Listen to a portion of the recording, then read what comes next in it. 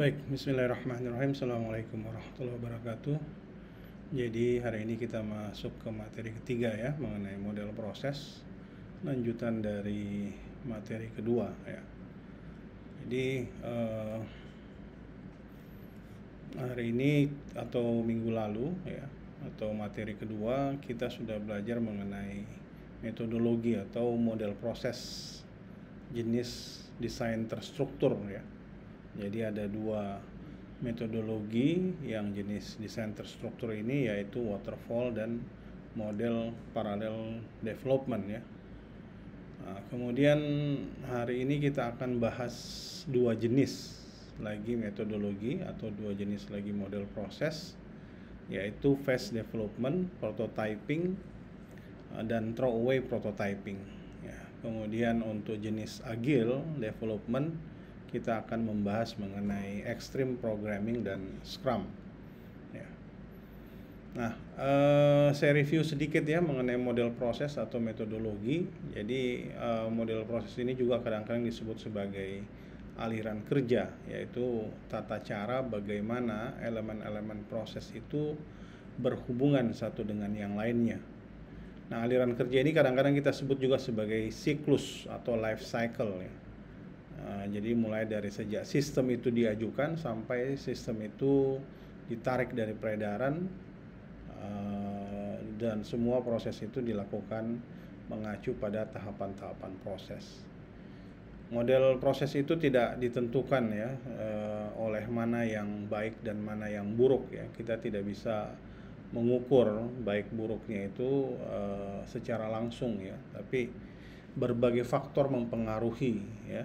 Jadi satu model proses itu bisa bagus untuk yang lain, tapi untuk proyek yang berbeda itu dia bisa buruk ya. Nah, ini yang selalu menjadi persoalan. Jadi kita tidak bisa menyimpulkan yang mana yang terbaik, tapi sesuai dengan kebutuhan ya. Banyak persyaratan yang harus dipenuhi untuk sesuai dengan kebutuhan. Nah, kita masuk ke jenis metodologi RAD development ya, atau RAD saja ya, karena RAD itu singkatan dari Rapid Application Development. Cuma kadang-kadang kita nambah lagi development ya. Jadi ini adalah pendekatan iteratif dan incremental. Iteratif itu berputar ya, incremental itu kayak versi. Pakai versi 1, versi 2, diperbaiki terus versi 3 dan seterusnya. Kemudian proses pengembangan dengan RAD ini dianggap waktunya itu lebih singkat ya, tapi ini perbandingannya dengan model desain terstruktur atau waterfall ya. Jadi waktu lebih singkat, kemudian pelanggan maupun pengembang itu terlibat terus secara aktif ya. Jadi tidak semata-mata full developer yang membangun, tapi kita melibatkan pelanggan dalam prosesnya ya, sehingga apa yang dihasilkan itu betul-betul bisa memuaskan keinginan dari pelanggan.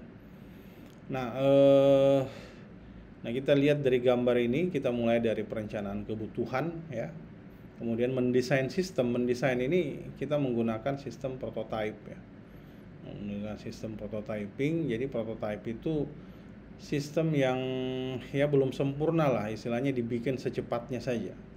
Ya, dibikin secepatnya, atau ada juga orang yang menggunakan sistem lama ya, sistem lama kemudian dikasih lihat yang mana kekurangannya, apa kekurangannya, nanti kita bikinkan tambahan kekurangan, kalau ada yang berlebih nanti kita kurangi ya. Jadi dia di prototype itu terus menerus dites oleh pelanggan. Kalau pelanggan puas, baru kemudian prototype itu direkomendasikan untuk menjadi sistem ya. Nah, ini adalah proses RAD yang pertama ya, namanya phase development ya. Jadi kita mulai dari planning, kemudian melakukan analisis secara keseluruhan. Nah, kemudian di bagian 1 di analisis kita lakukan desain, kemudian lakukan implementasi sampai kita menghasilkan sistem versi 1. Nah, sistem versi 1 ini kemudian dilihat bagaimana cara kerjanya. Kemudian selama proses pekerjaan itu jika ada kelemahan atau kekurangan itu dicatat. Ya, kemudian semua catatan-catatan kelemahan dan kekurangannya itu menjadi bahan untuk dianalisis di desain versi 2 ya. Jadi semua kelemahan versi 1 dianalisis, kemudian didesain kemudian yang versi keduanya dan diimplementasikan sehingga menghasilkan versi 2. Nah, demikian seterusnya ya. Yang versi 2 menjadi input untuk analisis versi 3 ya, untuk desainnya kemudian diimplementasikan sehingga menghasilkan versi 3 dan ini terus berlanjut. Ini namanya proses incremental ya. Pembuatan versi, menyempurnakan versi lama ke versi yang baru. Nah, phase development ini memecah sistem ke dalam beberapa rangkaian versi ya, mulai dari analisis, desain, dan implementasi. Jadi output dari suatu versi atau versi sebelumnya merupakan input untuk versi selanjutnya. Nah, tahapan analisis melakukan identifikasi secara menyeluruh tentang konsep sistem, kemudian mengkategorikan kebutuhannya ke dalam beberapa versi. Ya. Nah, kebutuhan mendasar dan penting untuk dimasukkan itu di versi pertama ya. Jadi yang terpenting itu di versi pertamanya, karena disitulah kerangkanya dibangun. Ya. Nah, metodologi yang kedua kita sebut sebagai model prototyping ya. Jadi mulai dari tahap initial requirement ya, atau kebutuhan awal dari pelanggan kita, kemudian kita masukkan desain, jadi kemudian kita buatkan prototyping atau pembuatan sistem yang dalam jangka waktu cepat sekali ya. Jadi ya Warren bilang sistem ala kadarnya ya. Kemudian nanti sistem ini terus menerus melakukan evaluasi. Jadi pelanggan nanti melihat sistem yang dibuat dalam waktu cepat, kemudian mereka akan mereview dan mereka akan mengupdate kelemahan-kelemahan. Nah, semua kelemahan-kelemahan ini terus berputar ya. Jadi bagian prototyping ini customer evaluation berputar. Kalau masih belum bagus, didesain ulang tambahan. Prototyping lagi, berputar lagi, ada evaluasi pelanggan kurang bagus, diupdate lagi, kemudian didesain baru lagi, kemudian diperbaharui lagi prototypingnya. Sampai dengan kepuasan pelanggan, sampai dengan pelanggan betul-betul puas. Barulah kemudian di development secara benar ya. Baru kemudian di development secara benar, kemudian dia melakukan pengetesan. Kalau sudah baik, kita masuk ke tahap maintenance atau pemeliharaan. Nah, ini model prototyping ya. Jadi apa yang saya jelaskan tadi itu bisa Anda baca di bagian sini ya. Nah, kelebihan prototyping ya, ini pertama dia cepat ya. Tapi kita bandingkan dengan model waterfall ya, jadi model sebelumnya. Kemudian kita mudah meyakinkan klien bahwa proyek itu bekerja dengan baik ya. Kenapa ya? Karena setiap saat developer dan klien berinteraksi dengan melakukan evaluasi perbaikan terus-menerus prototipenya ya. Jadi klien atau pelanggan kita bisa yakin karena mereka terlibat langsung ya.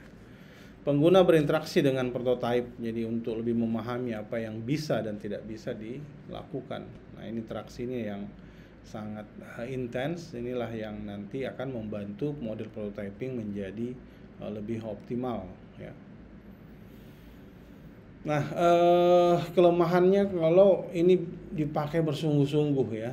Bersungguh-sungguh dalam artian developernya sungguh-sungguh, si pelanggan juga sungguh-sungguh ya. Walaupun developer sungguh-sungguh tapi pelanggannya malas-malasan ya, tetap susah juga kita gali. Mereka punya sistem. Kemudian juga dokumentasi kadang terabaikan ya dengan model ini.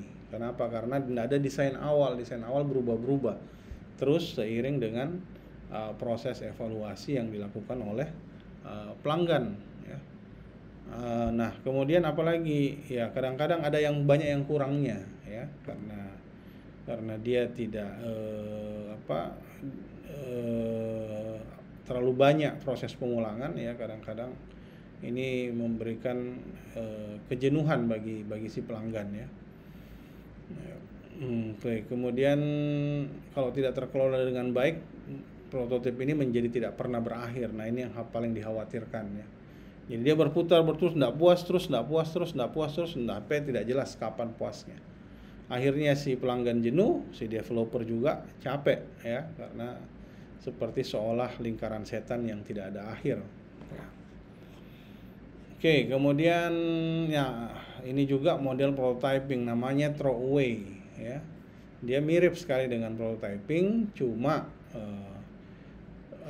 prototyping itu kan sistem yang belum sempurna ya, yang terus-menerus diperbaiki. Kalau di throwaway prototyping, kalau di prototyping ya, sistem yang terus-menerus diperbaiki itulah nanti yang menjadi sistem sistem yang dibangun ya. Nah, sedangkan developer prototype dia cuma mencari spesifikasi dari sistem. Jadi desain dan spesifikasi sistem itu dihasilkan dari develop prototype ya, dari evaluasi prototype.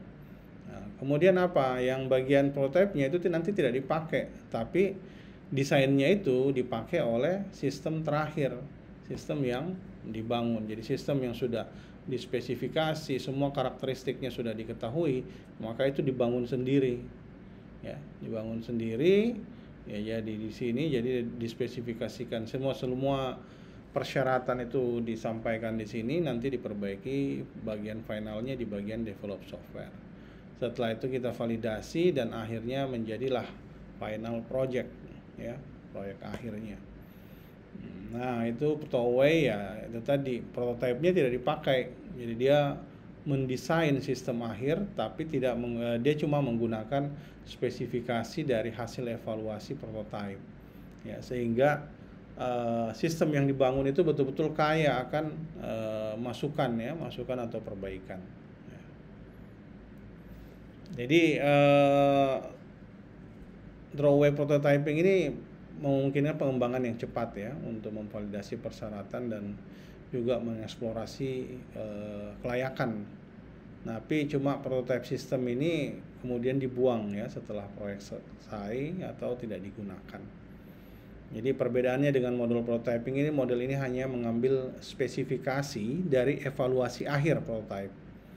Kemudian sistem akhir didevelop terpisah dari sistem prototype ya.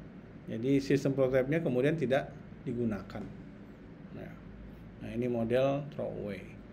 Nah, kelebihan dan kekurangannya, jadi kalau kelebihannya ya samalah dengan model prototyping ya, bisa lebih cepat, interaksi dengan pengguna lebih bagus ya, hasilnya bisa lebih berkualitas ya. Kelemahannya, program kadang ditekan oleh manajer untuk menyerahkan prototype throwaway. Nah, ini yang jadi persoalan. Nah, throwaway ini kan sebenarnya tidak dipakai, karena dia tidak diselesaikan. Tapi semua desainnya itu dengan proses implementasinya itu meniru yang throwaway yang terakhir. Nah, cuma kadang-kadang karena kita mau cepat, kemudian mau aplikasinya langsung cepat jadi, itu pimpinan kadang-kadang menyuruh pakai aja itu throwaway ya. Pakai aja prototype-nya, itu saja yang dikembangkan, lebih makan sedikit waktu. Ngapain kita tidak pakai baru kita bangun ulang kembali ya. Ya masuk akal juga ya. Jadi manajer kadang-kadang menekan oleh programmer itu bahwa pakai saja itu yang throwaway ya. Terutama kalau waktunya itu mepet ya. Nah, hal di atas tidak bijaksana karena bisa saja tidak mungkin kita menyesuaikan prototype untuk memenuhi persyaratan non fungsional ya, seperti kinerja, keamanan, kehandalan. Ini kan terkait dengan perangkat keras juga ya. Nah, prototype pada akhirnya tidak didokumentasikan karena pengembangan ini dilakukan dengan cepat. Nah, ini hal yang tidak bijaksana untuk dilakukan ya. Perubahan yang dilakukan pada saat pengembangan prototype mungkin akan merusak struktur sistem ya. Kemudian standar kualitas organisasi ini biasanya dilonggarkan untuk pengembangan prototype ini ya. Nah, itu tadi metodologi RAD ya. Jadi Rapid Application Development yang terbagi atas dua tadi ya, phase development sama dengan prototyping. Dibagi tiga ya, phase development, prototyping dengan throwaway prototyping. Nah, selanjutnya kita masuk ke metodologi Agile Development. Agile itu apa? Lincah ya, kalau kita bilang lincah. Nah, ini Agile adalah tren saat ini ya. Jadi Agile Development itu adalah tren saat ini. Jadi ini merupakan metodologi yang didasarkan pada proses pengerjaan yang dilakukan berulang, ya, di mana aturan dan solusi disepakati dilakukan secara kolaborasi ya, tiap tim. Jadi ini sangat tim ya, jadi sangat pengembangannya itu harus dikoordinasi dan terorganisir dan baik, karena ini pekerjaan tim ya, terorganisir dan terstruktur.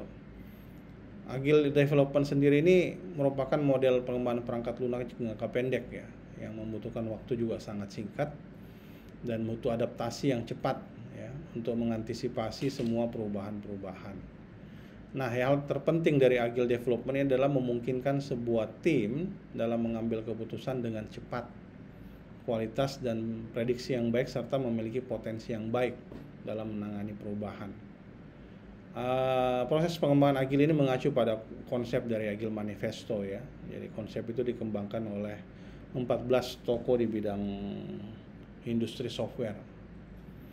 Nah, ini adalah Agile Manifesto ya, di mana ada beberapa yang bertentangan dengan tahapan atau metodologi yang ada atau metodologi yang konvensional ya. Kenapa? Dia meletakkan beberapa hal yang lebih penting daripada model-model yang konvensional ya. Jadi misalnya di sini, individual and interaction, jadi orang dan interaksi antara orang dan pelanggan maksudnya ini, itu berada di proses dan tool. Kita boleh mengganti proses dan tool, mengganti-gantinya ya, tidak terpaku pada harus pakai proses apa dan tools apa ya. Itu bebas saja. Nah, yang penting sesuai kebutuhan individu dan ada sesuai dengan kebutuhan interaksi dengan pengguna ya. Nah, kemudian yang kedua, saya kira semua orang sepakat ya, bahwa software yang bekerja dengan baik itu lebih penting daripada dokumentasi yang lengkap ya. Jadi tidak ada gunanya dokumentasi lengkap kalau softwarenya tidak jalan. Saya kira ini semua kita sudah sepakati. Nah, kemudian yang ketiga, ini model kolaborasi, customer collaboration. Nah, kita penting sekali berkolaborasi ya, seperti model prototype itu, kita harus berkolaborasi ya dengan customer kita. Jadi lebih penting kolaborasi daripada negosiasi kontrak ya. Nah, ini masih banyak pertentangan karena negosiasi kontrak ini penting untuk memberikan batasan sampai mana proyek yang kita kerjakan. Ya, cuma kalau dikatanya sekarang ini tidak terlalu peduli kontrak, yang penting customer collaboration, kita bisa kerjasama dengan pelanggan. Nah, kemudian yang manifesto terakhir, merespon perubahan itu lebih bagus daripada sekedar mengikuti perencanaan ya. Jadi jika ada perubahan, lebih baik itulah kita respon. Katanya sih jangan kaku ya dengan planning. Ya, kita respon jika semua ada terjadi perubahan-perubahan ya, kita boleh meresponnya, bahkan meskipun itu melanggar aturan ya, melanggar perencanaan awal, itu boleh dilakukan untuk merespon adanya perubahan-perubahan dalam software ya, meskipun itu keluar dari planning. Nah, Agile Development ya sama seperti yang lain ya, dia mengikuti siklus life cycle ya, siklus SDLC, Software Development Life Cycle. Jadi di mana pertama requirement ya, mengumpulkan kebutuhan, kemudian kita planning ya, requirement planning ini termasuk di sini di analisis ya. Setelah itu kita desain, di develop, kemudian dirilis. Setelah itu dipantau ya dengan tracking dan monitor ya. Nah, ada dua model yang kita akan jelaskan di sini, ada Extreme Programming dan model Scrum ya. Nah, Agile Development ini kelebihannya proses pengembangannya butuh waktu yang cepat ya, jadi bagus kecepatannya. Kemudian sumber daya juga tidak terlalu besar ya, tapi dia harus tetap dalam bentuk tim. Kemudian perubahan yang ditangani itu bisa lebih cepat ya, sesuai kebutuhan pelanggan. Jadi pelanggan dapat memberikan feedback, masukan kepada tim pengembang ya dalam proses pembuatan program. Nah, beda waterfall itu nanti jadi baru dipanggil si kliennya atau pelanggannya ya. Kalau belum jadi ya nggak bisa dilihat ya, beda dengan model agile ya, model yang lincah ini. Nah, kekurangannya ini dari metode agile ini tidak cocok apalagi dikerjakan oleh tim yang tidak memiliki komitmen. Nah, ini memang orang-orang dengan metode agile ini betul-betul dibutuhkan komitmen yang sangat kuat ya, dan kerja keras. Dan metode ini juga tidak tepat kalau dia mengerjakan itu terlalu banyak ya. Dia harus dikerjakan ya paling 5 orang ya sampai 10 orang. Kemudian tim pengembang ini harus selalu bersiap dengan adanya perubahan yang bisa saja terjadi sewaktu-waktu. Nah, ini extreme programming ini adalah kerangka kerja pengembangan yang penting ya dalam model agile. Jadi tujuannya itu adalah meningkatkan kualitas perangkat lunak dan merespon kebutuhan pelanggan. Ya.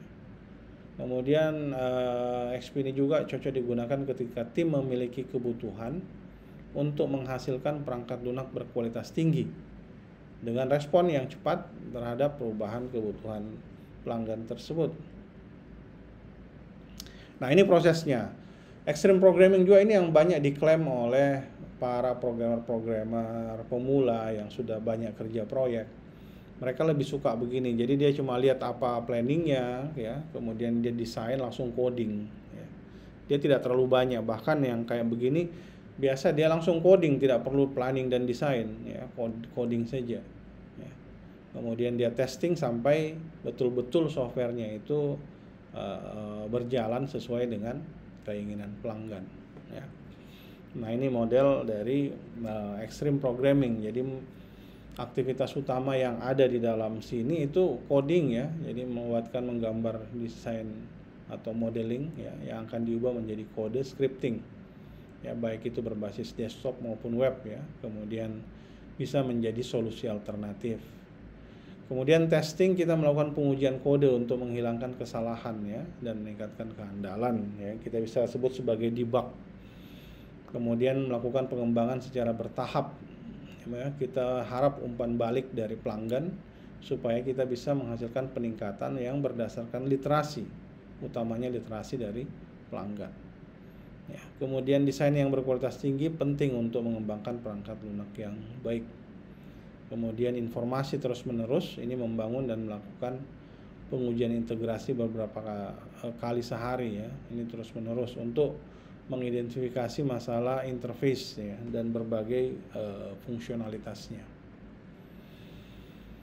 Nah, kunci utama extreme programming ini menawarkan disiplin baru ya dalam pengembangan software secara agile atau yang lincah, di mana di dalamnya terkandung faktor-faktor komunikasi, ya, kesederhanaan, umpan balik, ada keberanian dan juga penghormatan ya.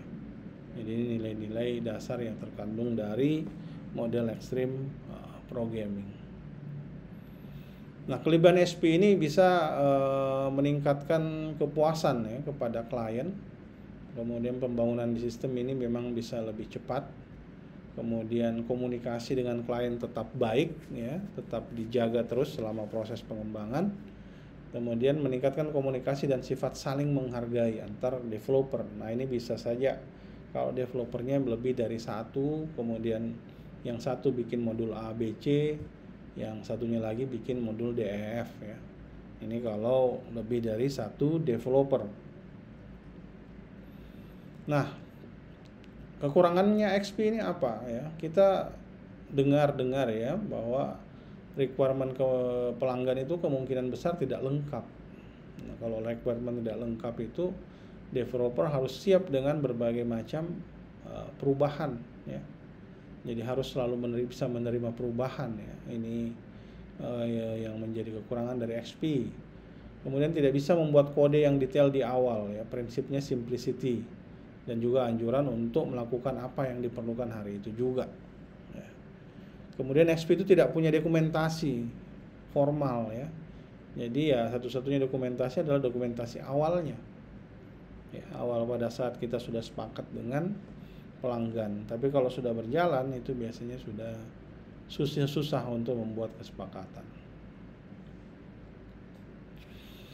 Nah, ini adalah metode yang terakhir dan merupakan metode yang paling populer saat ini ya di kalangan software engineering. Jadi dia adalah kerangka kerja pengembangan perangkat lunak yang termasuk dalam kelompok agil ya, atau yang lincah. Tujuannya adalah mau meningkatkan kualitas perangkat lunak dan merespon lebih cepat terhadap adanya kebutuhan pelanggan. Nah, Scrum ini cocok digunakan ketika tim itu perlu menghasilkan perangkat lunak berkualitas tinggi ya, dengan respon yang cepat terhadap perubahan kebutuhan pelanggan.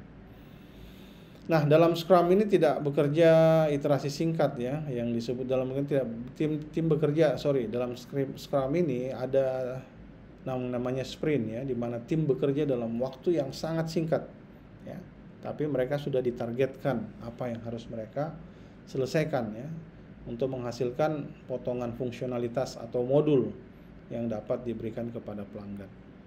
Nah, Scrum juga ini menekankan aspek transparansi, inspeksi, dan adaptasi ya sebagai pilar utamanya.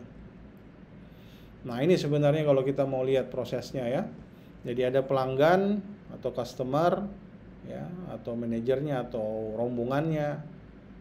Dia memberitahu, mereka adalah product owner. Dia memberitahu apa saja requirement yang dia inginkan ya. Nah, dalam Scrum itu dia tulis apa yang diinginkan pelanggan sebagai product backlog. Ya, jadi produk backlog ini ya sama saja sebenarnya dengan requirement-nya.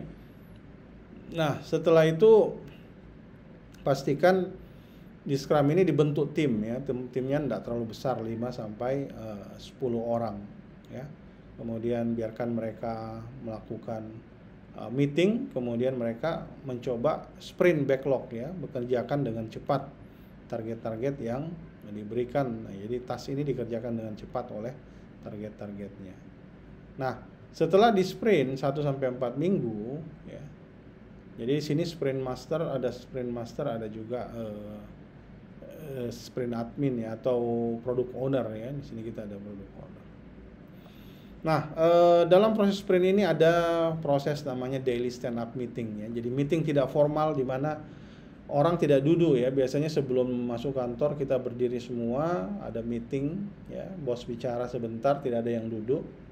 Tapi Anda bisa berdiri dari meja kalian semua, yang penting berkomunikasi tetap dengan sprint masternya ya. Jadi sprint master nanti akan mengajarkan termasuk sprint review sampai pekerjaan itu betul-betul selesai.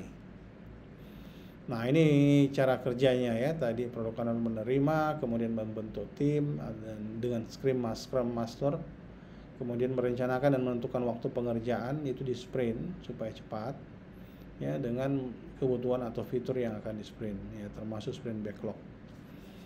Nah, sprint itu dilakukan dengan target waktu yang tertentu dan cukup cepat ya, dipimpin oleh manajer proyek.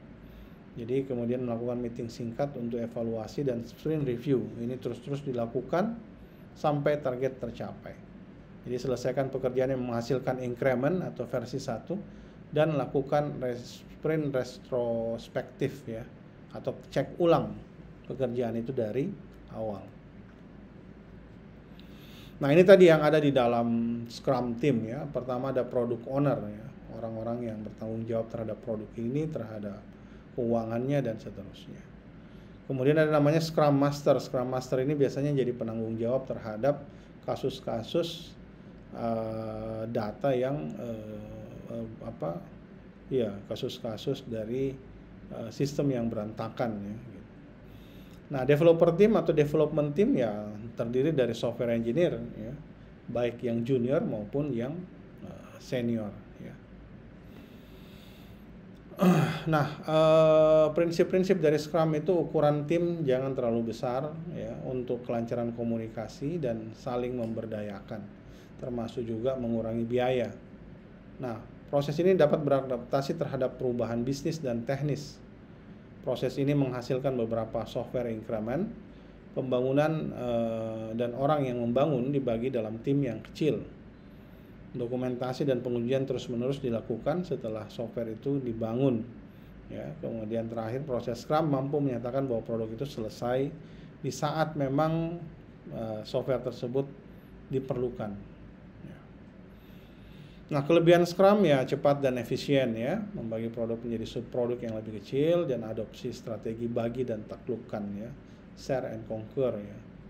Kemudian kepuasan pelanggan, ini sangat memperhatikan kita kepuasan pelanggan. Kemudian adaptif ya, Scrum mengandalkan umpan balik yang konstan ya, sehingga kualitas produk meningkat dalam waktu yang lebih singkat. Nah, kalau kelemahannya tidak mengizinkan perubahan, Scrum tidak memperbolehkan perubahan di tengah jalan ya dari yang sudah direncanakan. Kurangnya deskripsi model yang lengkap, jadi Scrum memerlukan pengisian rincian sendiri seperti Extreme Programming, ya, Kanban atau DSDM. Ya, ini semua aplikasi-aplikasi yang biasa dipakai ya dalam rekayasa perangkat lunak. Nah, tantangan perencanaan ya, sulit bagi Scrum untuk merencanakan struktur dan mengorganisir ya, karena dia juga itu Scrum Masternya ini biasanya sampingan juga ya, dan untuk mengorganisir data yang sangat banyak mereka pasti kesulitan. Nah, kemudian pertemuan harian dan ulasan frekuensi ini memerlukan sumber daya yang sangat besar ya, termasuk Anda ini adalah sumber daya yang besar. Oke, baik, itu saja materinya ya untuk materi ketiga. Saya pikir cukup untuk hari ini. Terima kasih atas perhatiannya. Wabillahi taufiq wal hidayah. Wassalamualaikum warahmatullahi wabarakatuh.